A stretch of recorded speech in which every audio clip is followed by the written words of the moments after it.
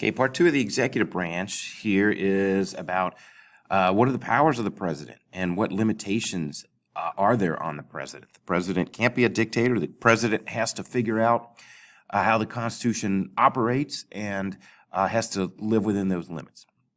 So these are what I call the chiefs. Okay, these are the powers of the president. The president is our chief of state. So he is considered the person who is the leader of the country. So when other leaders from around the world come to the United States, they're usually greeted by the president of the United States. In the photo here, you can see Queen Elizabeth II in England, her husband Prince Philip are greeted by the Obamas. And they have, usually when big world leaders come in, they have a state dinner at the White House. So we don't expect the Speaker of the House to greet them. We don't expect the majority leader, the Senator, the Chief Justice of the United States. It's the president's role as the chief of state, the head of our nation. So he's the ceremonial head of the United States government and the people. Kind of like a king or queen, although the difference is you have to be elected president and you can only serve 2 terms, up to 2 terms. It's not a lifetime appointment. Okay, another power is the president is the chief executive, runs the executive branch, carries out the laws of the United States and the regulations. And you can see in the image here, this is President Trump at a cabinet meeting. These are the various secretaries, the higher level executive departments, and they're reporting into him and telling him how things are going. Okay, so first thing the president does has to enforce federal laws, any treaties that we've signed, and court decisions by the United States Supreme Court and lower courts. Even if the president doesn't agree with them, like I said in part one, he or she still has to carry those out. Now, presidents may interpret the law differently from one president to another, but they can't ignore the law.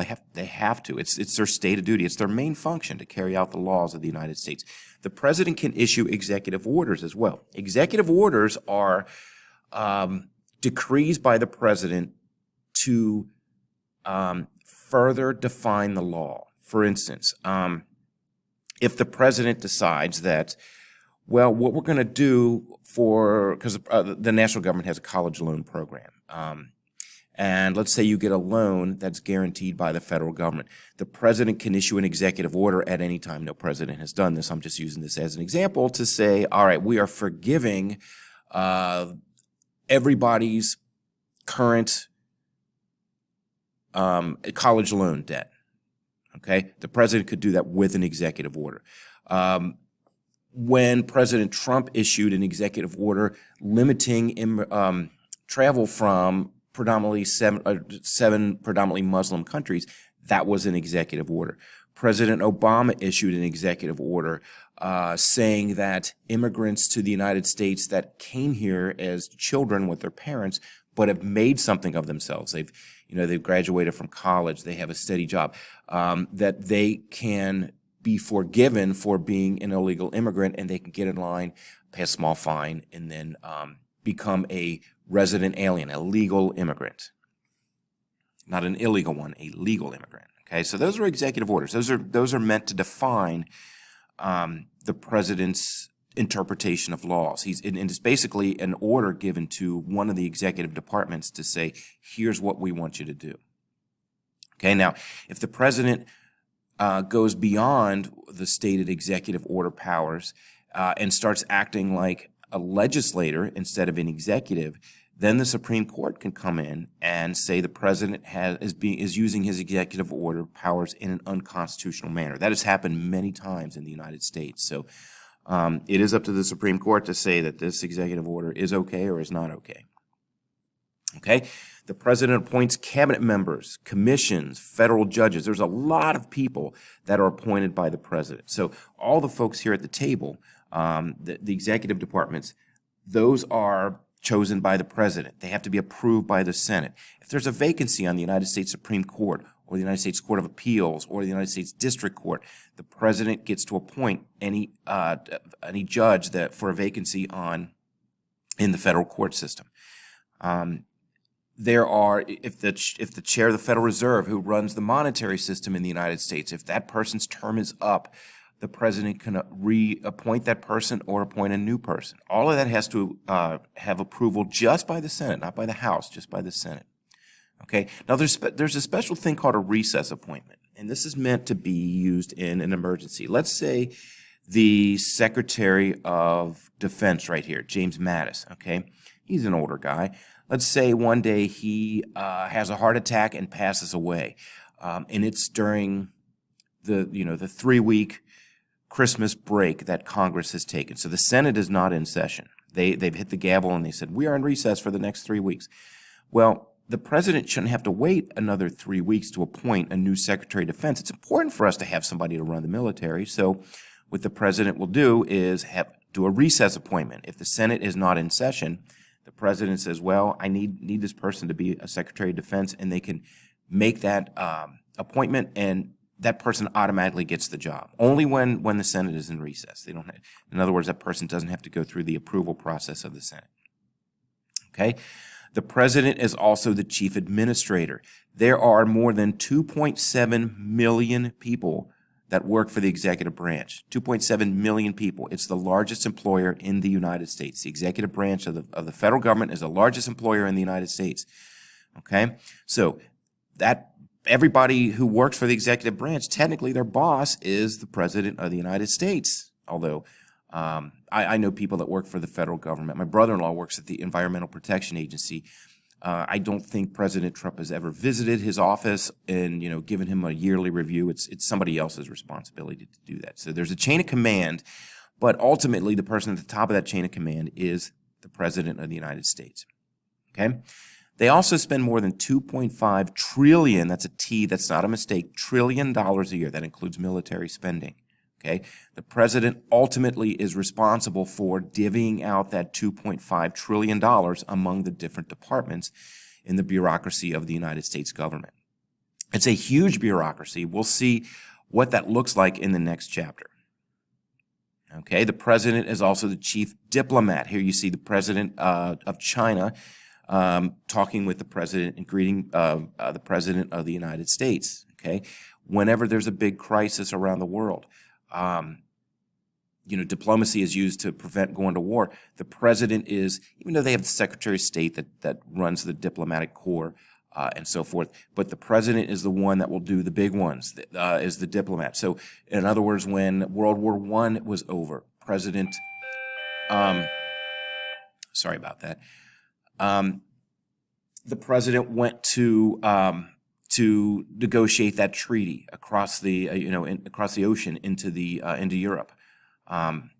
So those kind of things are negotiated by the president. And if lower people like the Secretary of Defense or the Assistant Secretary of the State negotiate things, ultimately the president needs to sign off on those. So the president is in charge of the foreign policy of our nation, basically. The president gets to appoint ambassadors. An ambassador is our official representative that lives in the other country. So all the countries of the world that we've recognized as nations, there is a United States ambassador and an embassy in that country.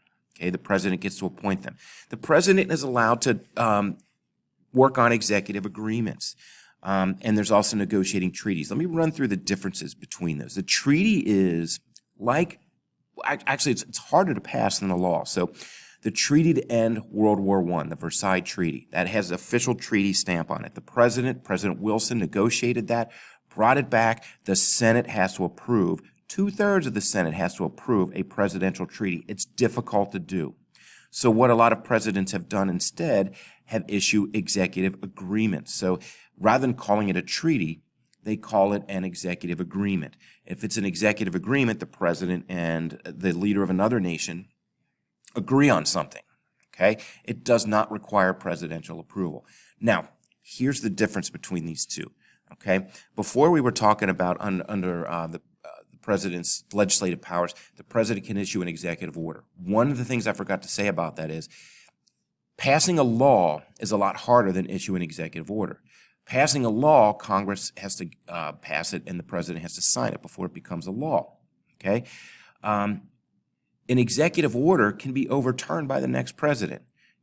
When President Biden takes office, he can just tear up executive orders that that the Trump administration has done. They're gone. The president can just say this executive order is no longer in existence. He can't do that with the laws. The laws, once they're on the books, you have to pass another law that takes that law off the books. Okay, that's hard to do. Same thing with a treaty. Once a treaty's in place, it's hard to undo a treaty. However, an executive agreement, the next president comes in, they can say, we're just not going to follow this executive agreement. It's kind of like an executive order. We're going to tear it up. We're not going to follow it. Okay? A treaty is like a law. It's binding. The president is bound by it, has to follow it. Okay?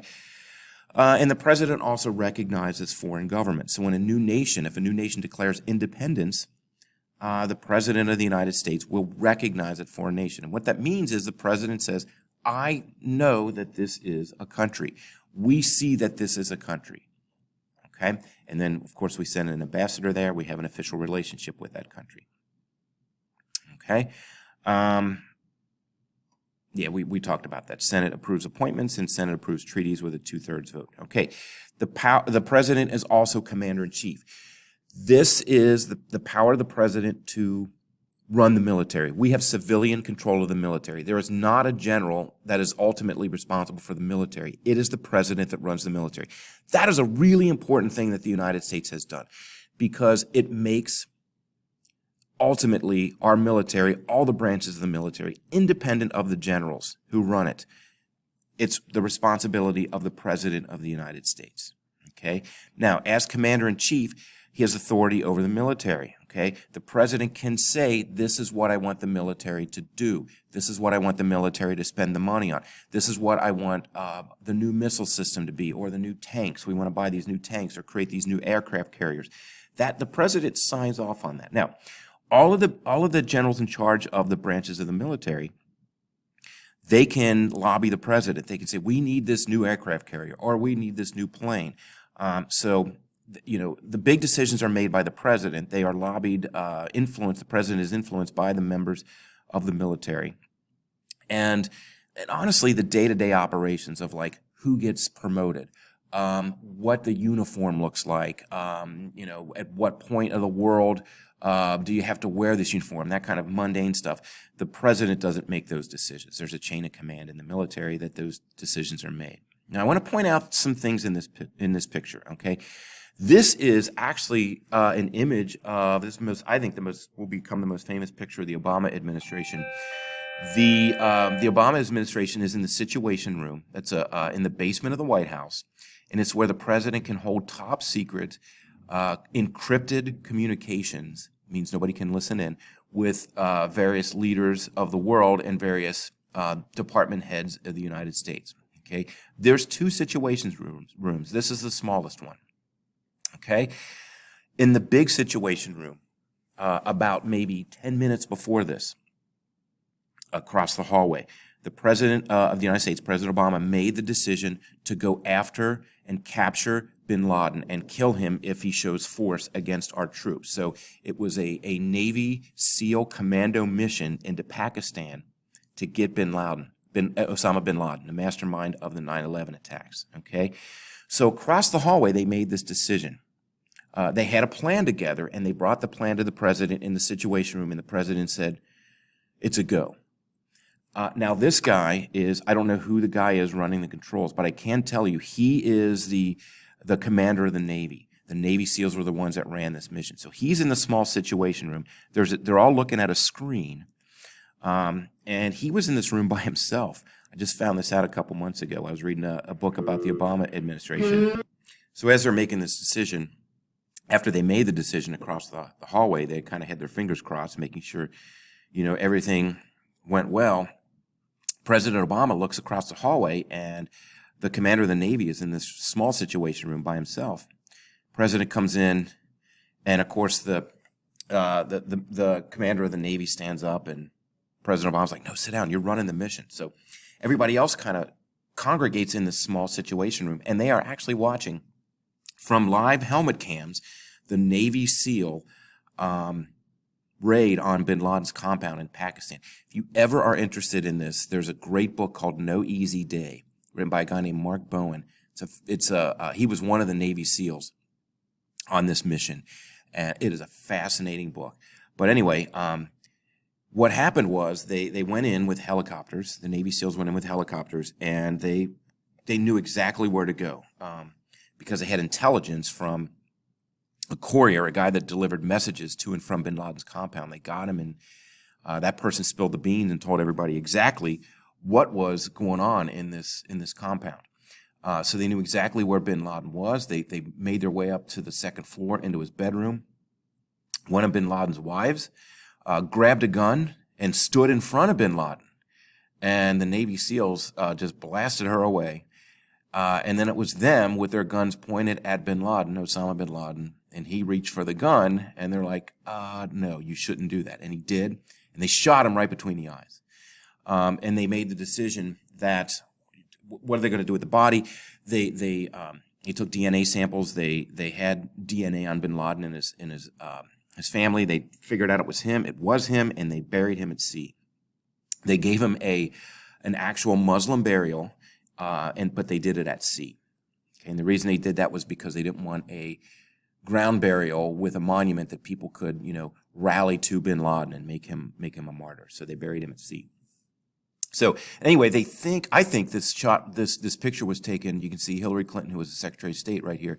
She is holding her mouth. I think what happened was they took this picture at the moment they put the shot into bin Laden's, right between the eyes. So, but this is as it's going on. You can see all the president's advisors. You got the Robert Gates, who was the Secretary of Defense. You got Joe Biden, who was the vice president at the time. You got the Secretary of State. This guy, I forget his name, but I know he's the chair of the Joint Chiefs of Staff. These are all the president's big foreign policy advisors. They're watching the raid live, which I think would be pretty cool. Congress declares war, but the president can send troops into battle. This is something that can cause some problems between the president and the Congress. The last time the United States government declared war was on December 8th, 1941. That is the day that we got involved in World War II. Well, we've been involved in several wars since then. What the president had done since then is send troops overseas. He said, I'm commander-in-chief. There's a problem in Korea, so we're going to get involved in the Korean War without getting authorization from Congress. Okay? After the Vietnam War, so this was passed in 1974, the War Powers Resolution was passed. The president can send troops for 60 days. Congress is saying, okay, we recognize your power as commander-in-chief. You can send troops overseas, but you need to inform us within 48 hours when you put our troops in harm's way. If it's longer than 60 days, you need congressional approval. Okay? You need to get the Congress to say, yes, it's okay for you, Mr. or Ms. President, to have these troops overseas. Otherwise, the troops can come home. Now, what this has caused to happen is a smart president will go before Congress. So when President Bush was trying to get the United States involved in the Afghanistan war and the Iraq war, what he did ahead of time was he got congressional approval ahead of time. And Congress authorized the troop deployment for involvement in the war. I think it was for 6 months. And then after 6 months, the president had to come back and say, okay, I need reauthorization for these troops to be in these battles. Okay, it's designed to prevent an undeclared war like Korea and Vietnam War. Now, Korea was a tie or a win, depending on how you look at it. Vietnam was a loss for the United States. So rather than getting us in a long undeclared war, the president has to use the War Powers Resolution and has to get congressional approval for that. Okay, the president is also the chief legislator. As you know, the president can veto something. The president can also pocket veto something. If Congress is not in session, the president can ignore law, and then the law goes away. He doesn't take any action on it. That's called a pocket veto. By the way, if the Congress is in session and the president doesn't sign the bill, it automatically becomes a law after 10 days. Okay? The president outlines the legislative proposals, the federal budget. So the president will go before Congress at the State of the Union speech. You can see President Trump doing the State of the Union speech here. Says, this is what I want to spend the money on. Okay? And Congress has to approve all that. The president can call special sessions of Congress in emergencies. Like I said before, December 8th, 1941, Congress was not in session. President Roosevelt calls him in for an emergency session and asks for a declaration of war. When the president vetoes a law, 2/3 of Congress can override a presidential veto. That doesn't happen very often. Usually presidential vetoes hold. The president can say, Congress, I want you to do this. And Congress can flat out ignore the president. Sorry, that's dead on arrival. We're not going to do that, whatever that proposal is. Okay, but the president uses a lot of bargaining and persuasion tools with Congress to negotiate. That's part of democracy. One person can't say this is how it's going to be. They have to actually bargain and make deals and compromises and so forth to get laws passed. Okay, a good example of that is President Reagan, who was a Republican, a very conservative Republican, and Tip O'Neill, who was the Speaker of the House during Reagan's presidency. He was a very liberal representative. They got things done. They sat down and compromised. One of President Reagan's mantras was, it's better to get 50% of what you want, in other words, compromise, than it is to get 0% of what you want. Stick to your principles. You'll end up with nothing. So those guys got, even though they were opposite parties and really opposite political views, they got things done. Okay, the president is also the head of the political party. The president can, I'm going to go through that one real quick. The head of the party, who was the head of the Republican Party from 2016 to 2020? It was Donald Trump. He was calling the shots. Who's going to be the head of the Democratic Party from 2021 through 2025? It's going to be Joe Biden. Okay, the president is the face of the party. Okay, and the failure of the presidency could lead to the failure of the party, or the success of the president can lead to the success of the party as well. Okay, and the president is also chief citizen. Okay, the president is the person who we see as the most important citizen of our country. Okay, so they are the representative of all the people, and there's certain moral obligations that go along with that. The president has to be a good, upstanding citizen. One of the coolest things about being chief citizen is when a team wins a championship, whether it's an NCAA championship or a pro team, they come visit the White House. You can see President Obama here with the Golden State Warriors after they won the NBA championship, and you can see President Trump here with the New England Patriots after they won the Super Bowl. That would be cool. You get to meet famous people as president of the United States because people want to meet you because you're president of the United States. All right, that's it for part 2. In part 3, we're going to go over how the president talks to and communicates with people, and also how the president's power is checked.